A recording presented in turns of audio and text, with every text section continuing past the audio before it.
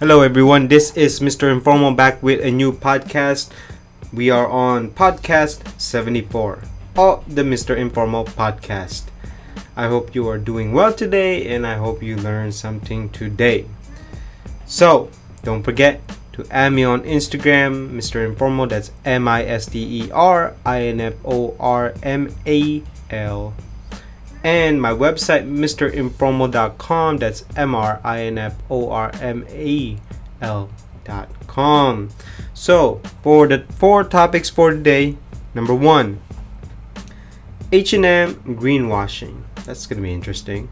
Number 2, Sony raising up prices due to something political.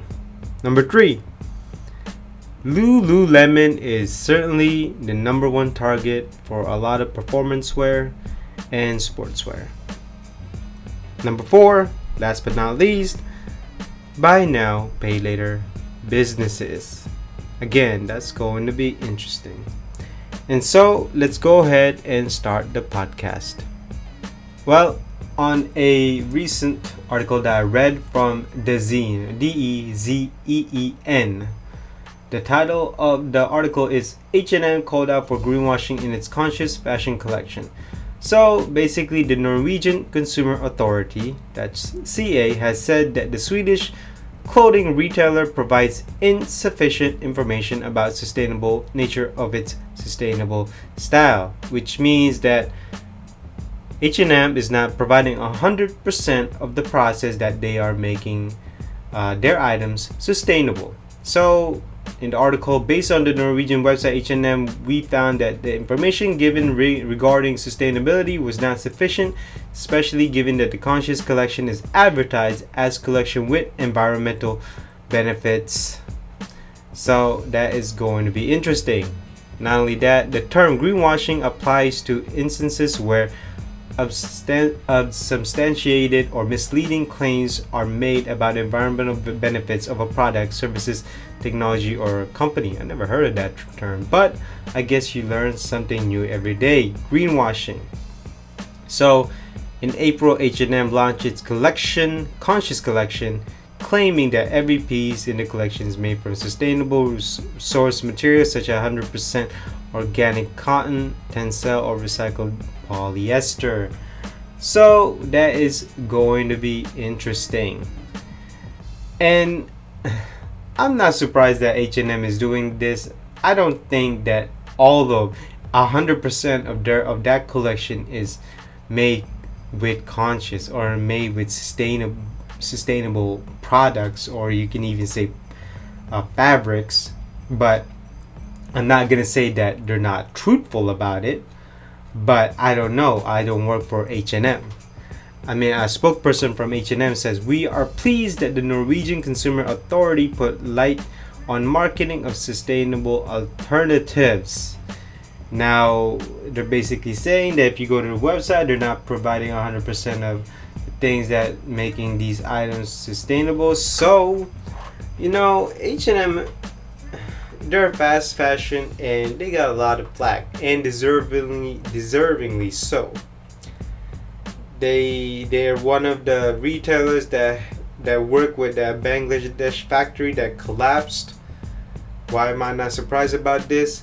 And they are also a lot of retailers that work with a lot of factories that does backdoor shenanigans. They are sourced with another factory thinking that it's made from a factory that they signed up with. They do a lot. And with this, I'm glad that they got called out, and I'm glad that they're getting put on the spotlight, because with this, they're actually going to do something about it. Look, if H&M decided to raise up the price by $3, why not? Okay, $3. Let's say their item is $25.99 and they suddenly become $30. Just to work with an ethical factory. Why not? Why not just do that? Why go through the troubles of having to go through this? I really don't understand. Because look, I know you want to make a quick buck. You want to be the fast fashion, or you want to be the premier fast fashion. But at the same time, if you produce so much clothes and yet they're not being bought, So what are you going to do with the inventory? You can't tell me you can't burn it. You can't just sell it off to somebody, because that's going to be the same thing. And the only way of disproving is just, look, provide the information that you want, or you know what, just make everything out of recycled products or biodegradable products. Heck, make everything organic cotton. Stop using polyester. Maybe use recycled cotton. Stop using blended fabrics, because blended fabrics are hard to recycle. You shouldn't be combining cotton and polyester. Just make everything 100% polyester. Polyester was going to be the replacement of cotton based on history. So either pick one. That way these factories can recycle these fibers or fabrics much easier. Alright, moving on to topic number 2. So recently, Sony announced their new lens, the 35mm f1.8, costing at around $750 to $800, and many question why the high price for such a, staple lens. And the reason they gave is due to the tariffs, since the lens is made in China. But I'm checking, wait a minute, the tariff hasn't been in effect. It's only been talked. And if that's the case, then why haven't other Sony products also raised in price? So I'm just questioning, why is it that just because of the tariff, suddenly these companies, especially Sony, which I am not surprised, are trying to take advantage of the price hike? And I know what they're trying to do. They're trying to get more profits out of consumers. But I'm glad many websites have called them out for it, because just because the US is trying to raise up the tariff cost with China doesn't mean that these companies have the right to raise up the price. Not only that, look, if you want to raise up the price, fine, but don't raise up the price when it's not even in effect yet. It's not even on due date yet. All this tariff talk is just talk. It hasn't even been in effect. So for Sony to be even doing this, and I'm also calling out other companies too, it's just a shame that they're trying to take advantage of the consumer, and they're trying to give that reason. What they should have said is that, okay, due to the technology that we gave this lens, it's due to this price. Well, look, either way, they're gonna get screwed, because people are gonna say, well, 35mm is such a normal lens that the technology's already been there, the research and development has already been there. So again, why the high price? And so they're never going to get away with the price for this lens. And so it's such a shame that many companies always say that technology is new, we put some special type of magic on it, and so that's why it is what it is in regards to the price. But the research and development has already been there. Marketing's already been there. I mean, it's just a normal zoom lens, or you can even say it's a normal item. Heck, and most can even raise up the price, not because of the tariff. They'll probably just raise up the price because of inflation. But again, I think most can know overprice and so many other things, and people still tend to buy them, and suddenly they become a industry standard. Same thing with Microsoft Office. I think it is overpriced, even though they haven't even done much to it. But whatever the case. But anyways, going back to the topic, it's such a shame that that brands are taking advantage of political climate. And for that to happen, they should be called up on it. And it's such a shame that they're trying to take advantage of the consumer just because of the political climate. Not only that, the rules has not even been set yet. So, if you do have something similar to that, then I believe that you should wait. Or you should wait until it's on sale. Or maybe you should wait until the price goes down. That way, you're not burdened to buy the high price. You're actually getting it at the correct price, at a low price. So, on to the third topic. Over the years, you can say a couple years, Lululemon have carved up their own market when it comes to fitness wear, sportswear, performance wear, whatever you want to call it. You can even call it yoga wear or workout wear, workout clothes. And Nike, Under Armour, Adidas, Patagonia, the North Face. I mean, obviously H&M's trying to get into that. Forever 21's trying to get to that. All these fast fashion are trying to get into fitness wear. Certainly Victoria's Secret.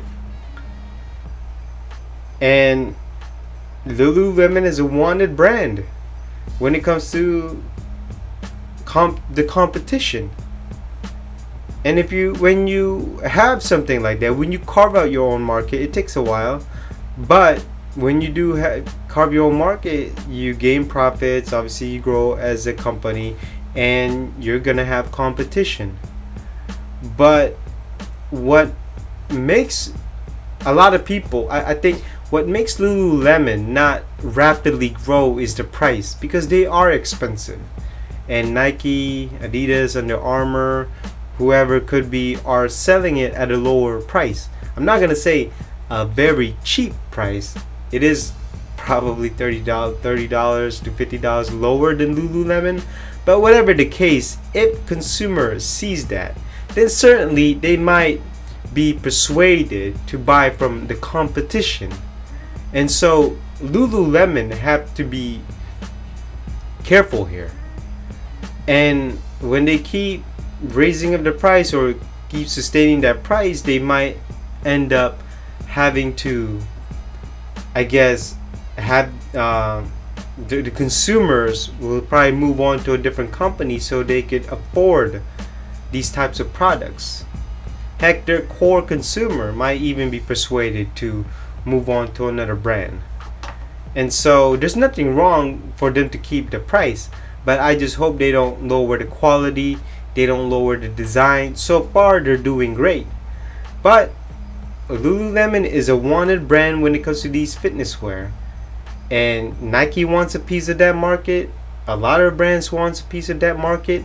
Even fast fashion wants a piece of that market. And more women are wearing yoga pants or these tight pants that obviously show off their figure.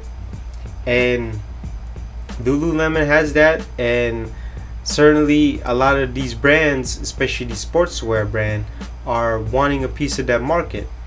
And they're trying to learn. They're trying to train themselves on what the Lulu market buyer wants, the consumer. They're trying to study them. And I don't think it's that hard, honestly. Maybe you could just copy Lululemon and then boom, there it is. But what makes the difference with Lululemon is that they also got the fit correctly. So you got to work on the fit, you got to work on the fabric, you got to work on the length, or that could be fit on also, and you got to work on the design. Now Nike is always bad when it comes to the design, but they always had these weird color combinations, so I'm not even gonna bother commenting on them. And obviously Adidas have the stripes, Under Armour has the UA all over the place, and so they always need to work on that. And Lululemon always trying to keep things simple. And I think a lot of Lululemon consumer buyers are wanting to have their fitness wear to be simple, not too much design, kind of subtle, I guess. But we'll see where Lululemon goes. Hopefully they go they'll go as high as they want to go.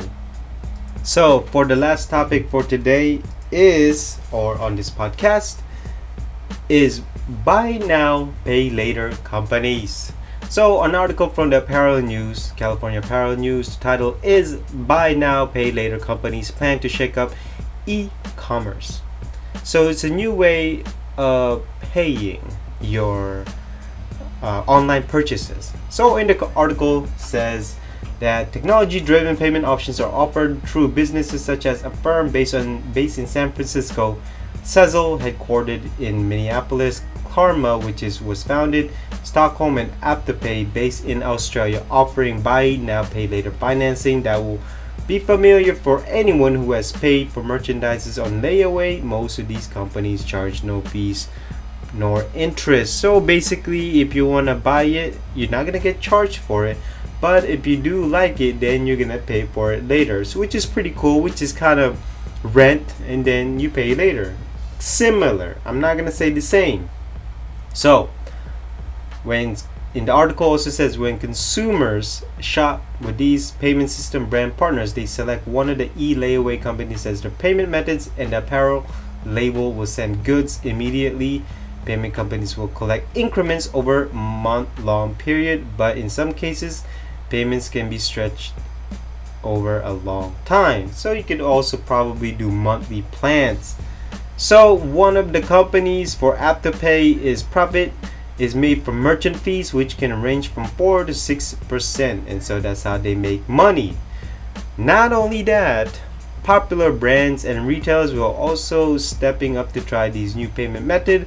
Forever 21, Anthropology, Levi's Volcom, Outer Known, Etnies, Kendall plus Kylie, and Overstock.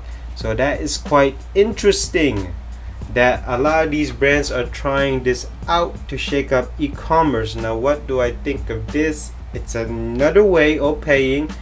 That's not bad, but hopefully you check your mindset. You check your mind and make sure your mindset is correct.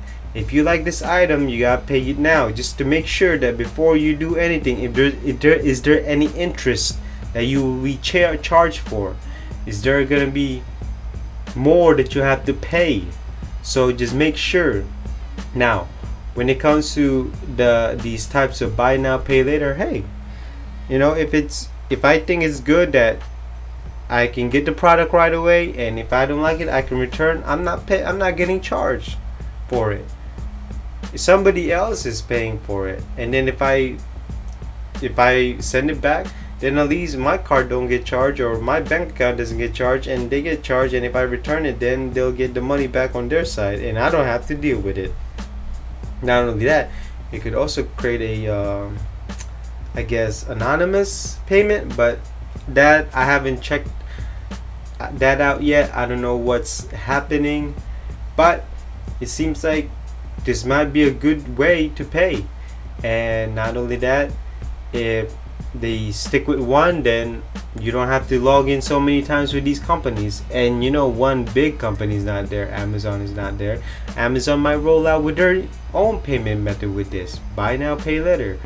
And Best Buy, even Costco, heck, Zara is not in this list. H&M is certainly not on the list. They might do their own thing, but Forever 21 is there, so maybe they'll do it with their company. So you never know. But it does create a new way of payment, and it's good for the consumer. I see this as a good thing for the consumer, because whether you're paying, whether you're purchasing it, whether you're returning it, at least you're not getting charged right away. Somebody else is getting charged right away. You get what I mean? So it's a great model. Hopefully maybe it will take off for the rest of the industry, but you never know, because there's a lot of payment methods out there. And so that basically concludes this Mr. Informal Podcast 74. Hope you learned something today, and if you have any questions, let me know down in the comments below. And don't forget to add me on Instagram. That's MisterInformal. And my website, that's mrinformal.com, MRINFORMAL.com. I will see you in the next podcast. Bye bye.